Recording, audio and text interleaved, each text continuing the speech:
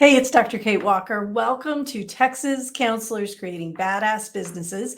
And I'm going to make sure that I'm doing all the bells and whistles here. That means,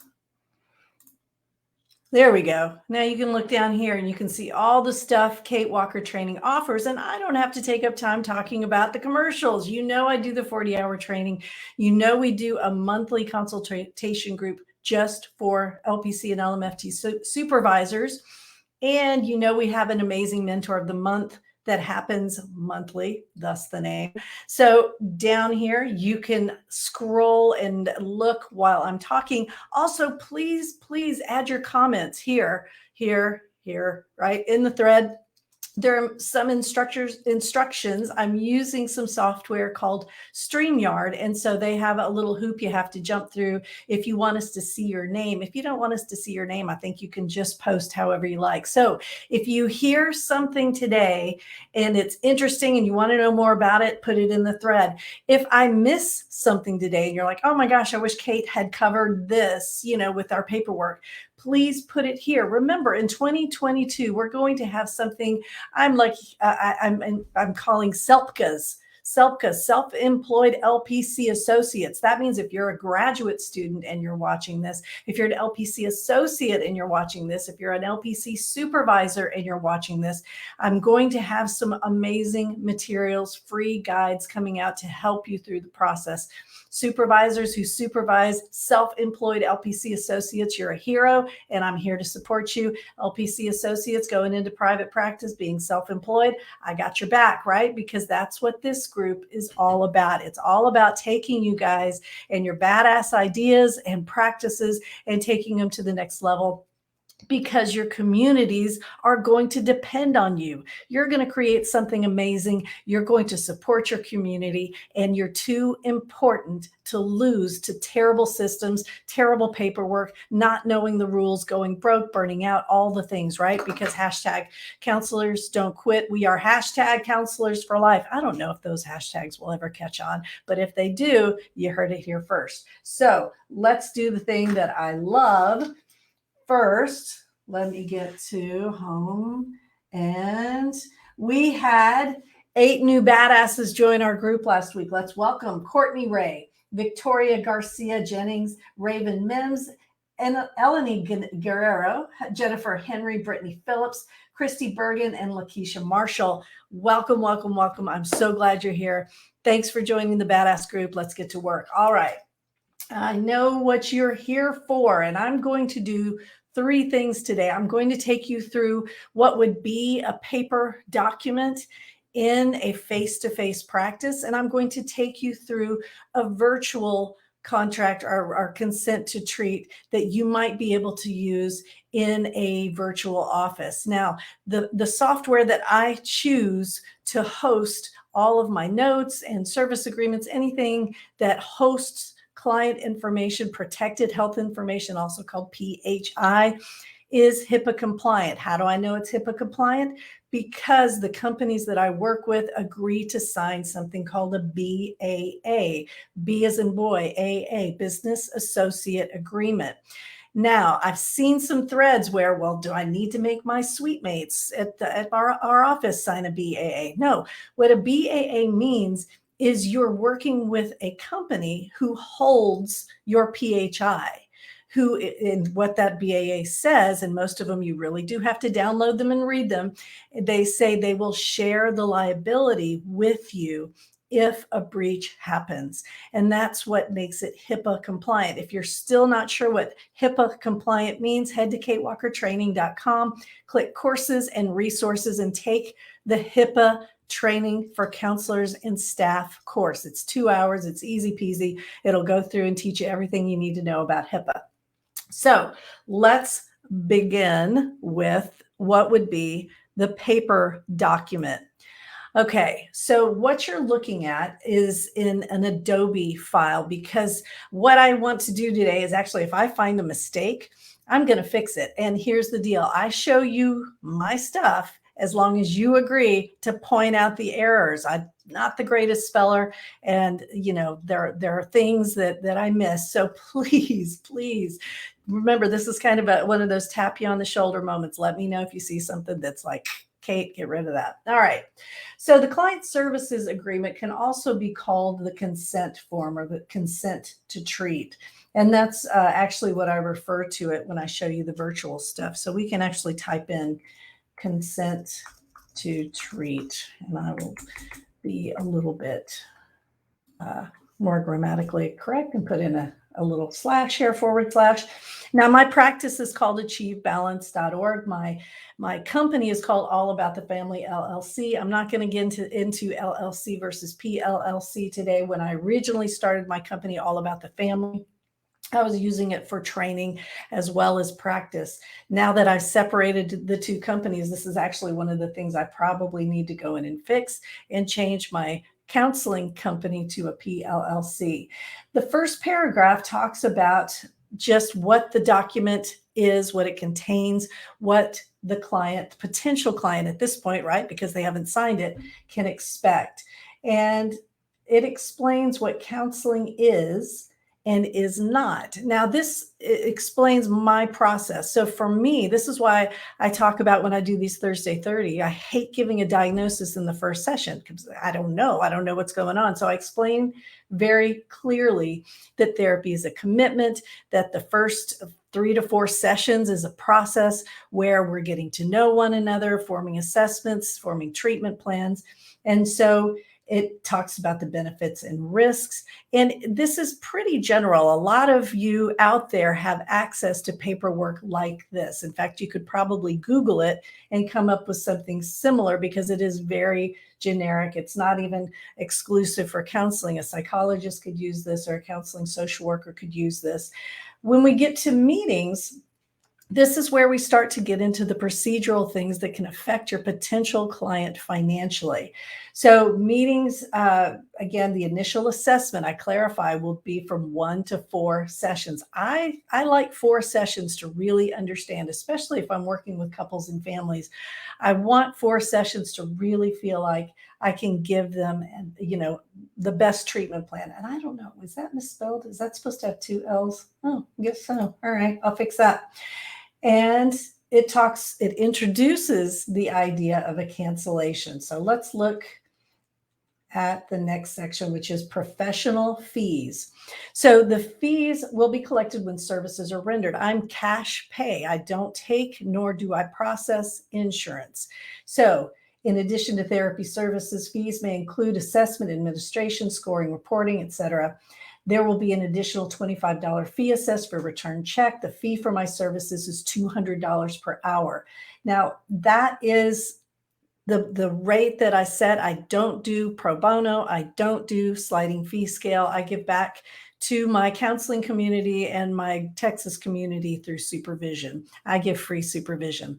So my fee for services, there it is. Now, if you're wondering what to pay yourself, guess what? We've got Annie Veers coming to talk to us at our monthly mentor group this Monday. She's going to talk to us about what to charge and what to pay yourself. So if you're not sure what you should charge based on your expertise, the demographic you live in, the client you're trying to reach, please join us Monday, where Annie's going to talk to us about how to make that happen in the best, most ethical way possible.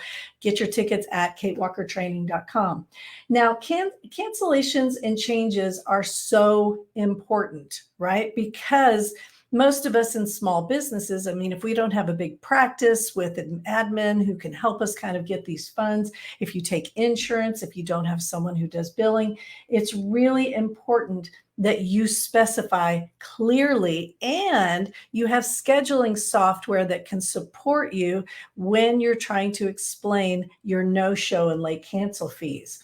So this was actually, I need to change this. Your appointment is important. I'm happy to contact you for a phone session or a session via HIPAA-compliant virtual therapy system. So I'm going to make a little highlight here because I'm all virtual now. I don't meet in person anymore. So let me just change the color of that actually. So I've got to go back and change that because I don't meet in person. Everything is virtual. But I make it clear, and those of you who do meet face to face, I get it if you have a sick kiddo. I get it if the weather's bad. But as long as your client is in a confidential location, my client, they can have a session. So I can help you keep your regularly scheduled appointment. If you still must change or cancel your counseling appointment, please let me know. Changes can be made 2 ways. First way, calling me, leaving a voicemail. Second way, use the scheduling system, log into your account and change or cancel your appointment. Again, all of this stuff is HIPAA compliant. I don't want them to call, and I don't have a personal number I want them to call. I don't want a text message. If they'll leave a voicemail the day before their session, for me, the day before, 48 hours, I'm pretty flexible there. If it's the day before, I'm not going to charge them. Now, I make very clear we do not take cancellations via email. I may not accommodate cancellations made after hours or on holidays. Cancellations with less than 24 hours notice will result in a fee equal to the total amount of the missed session that will be collected at your next appointment, or if payment information is on file, it will be debited from your credit card. Now, rules are different in different areas. I don't collect, I can't see the number of somebody's credit card. My payment software, I can only see the last 4 digits. So the client puts that in, I don't see it. After 2 no-shows, late cancellations, then I will insist on a retainer. I want the money ahead of time. I've never had to do this. Clients who have prepaid agree to have their entire fee deducted from their prepayment in cases of other no-shows and late changes or cancellations. That's kind of one of those threatening things. Again, I've never had to enforce it. I've got pretty good boundaries, and I'm pretty good at explaining to folks, hey, if you call me the day before, you're good to go. If you cancel the day of, I'm like a hotel. I'm going to charge you in the morning for the time, right? You've already paid for the time once the day commences. Now, I'm just going to skip this whole court testimony thing and put it in red because I learned the hard way. We really cannot bump up our fees because we have been subpoenaed. In fact, when I was subpoenaed last year, the server was kind enough to paperclip $13 in ones to the subpoena. And he said, this is all we're required to pay. This is all my clients required to pay. And you know what? They were right. So that's going away. You, not your insurance company, are responsible for full payment of the fees. It's important, and I tell people this in my intake consultation, I'm not going to check your benefits. You need to go check your benefits. And then if they proceed forward, know that they may or may not get reimbursed from their insurance company. Emergencies. Here's how I teach this to my supervisees. Here is how I incorporate this into my practice.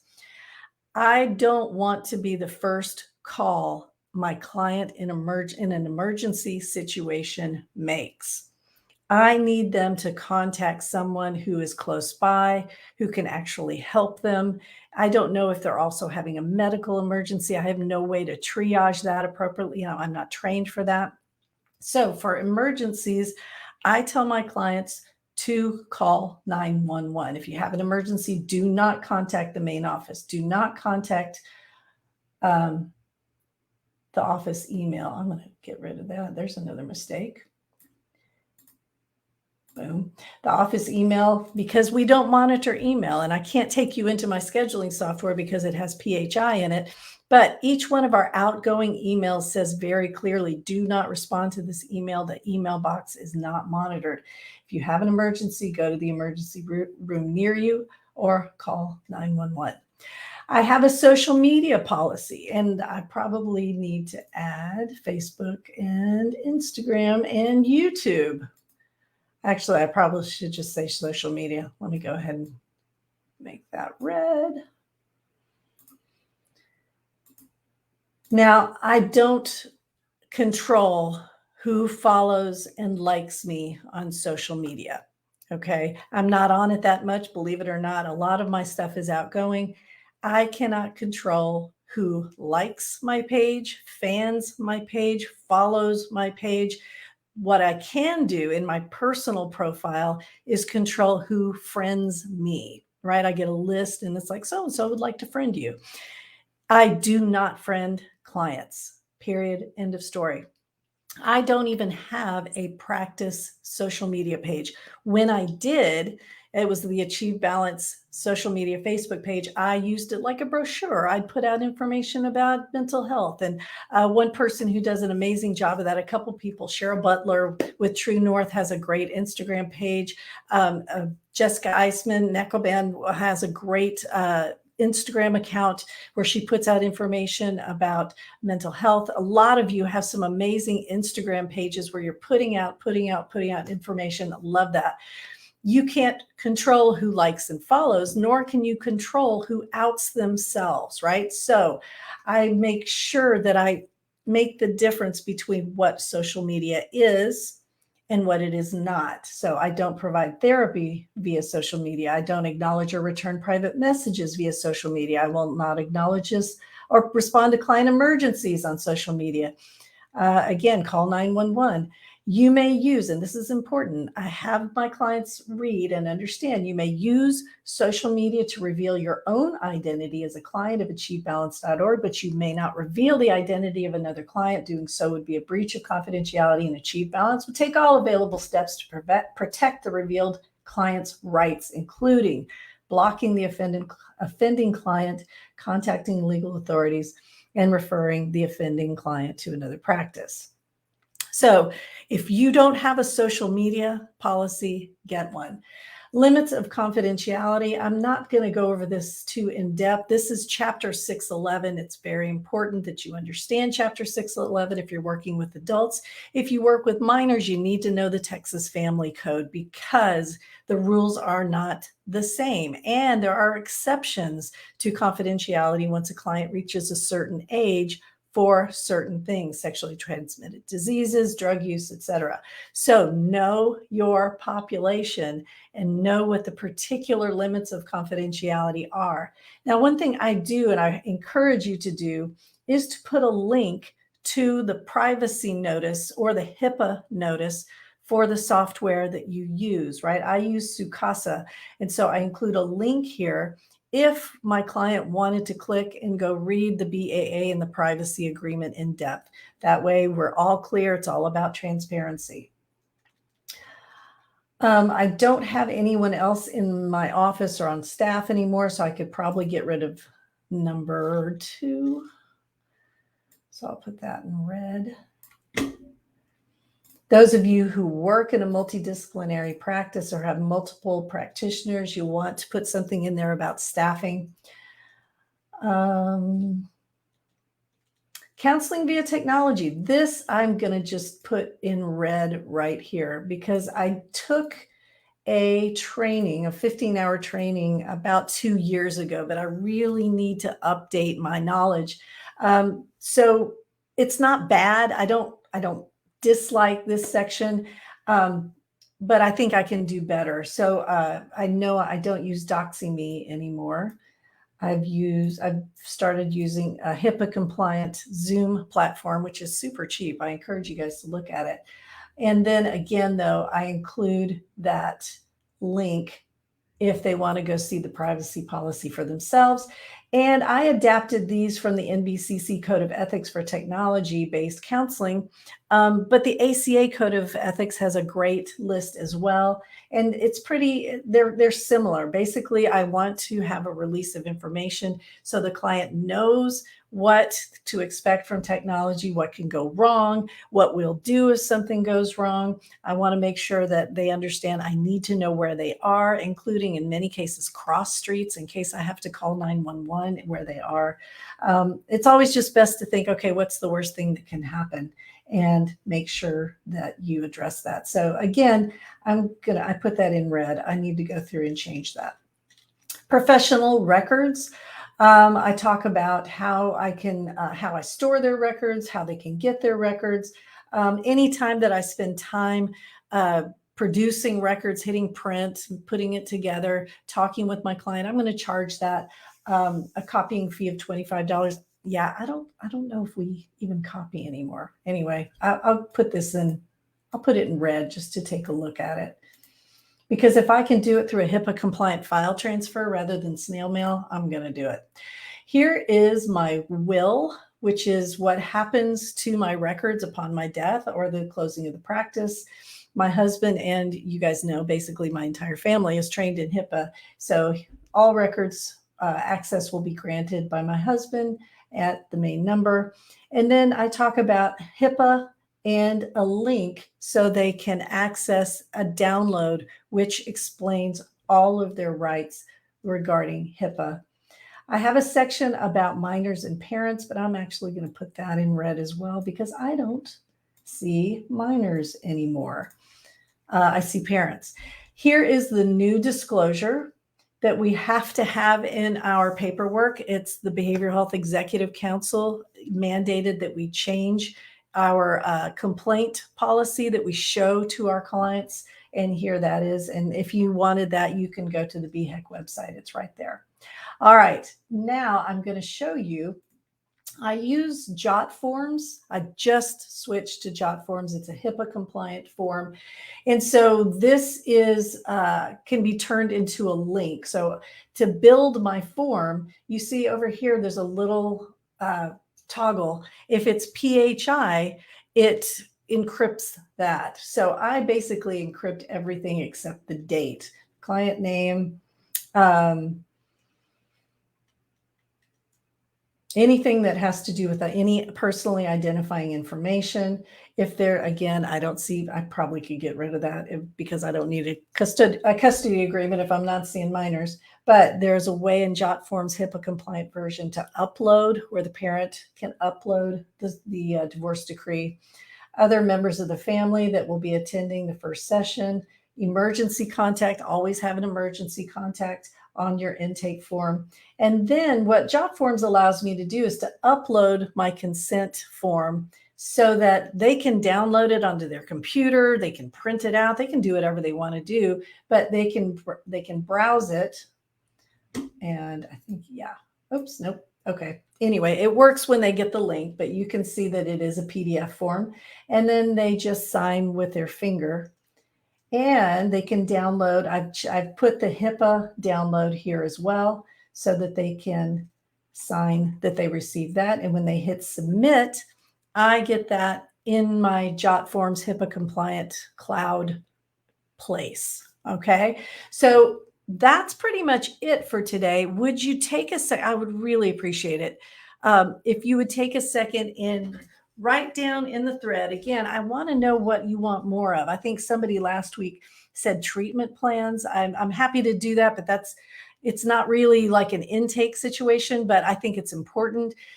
Those of you who are going to be hanging a shingle in 2022, I'm here. We've got the guide coming out in probably a week, and that will probably be a Zoom rollout. So we'll have some free stuff for you there.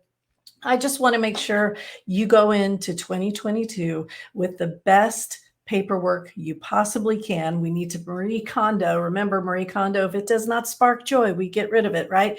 That includes your paperwork. You see what I just did? That's my fine tooth comb. Now I'm going to go through it again and make sure that it has everything that it needs. So I hope you guys enjoyed today. And again, please make your comments, go back through and watch it. If you're watching this later, put comments. I'm going to go back today and read.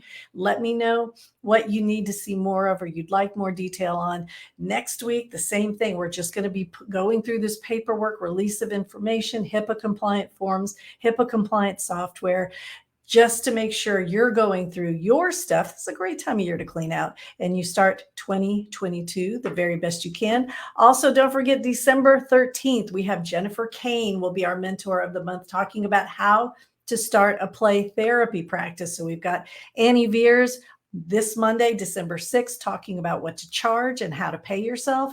And December 13th, we've got Jennifer Kane, who will be showing up and telling us how to start a play therapy practice. Go to katewalkertraining.com. See the little thing here. katewalkertraining.com and get your $25 ticket today. This is Dr. Kate Walker. Have a wonderful day.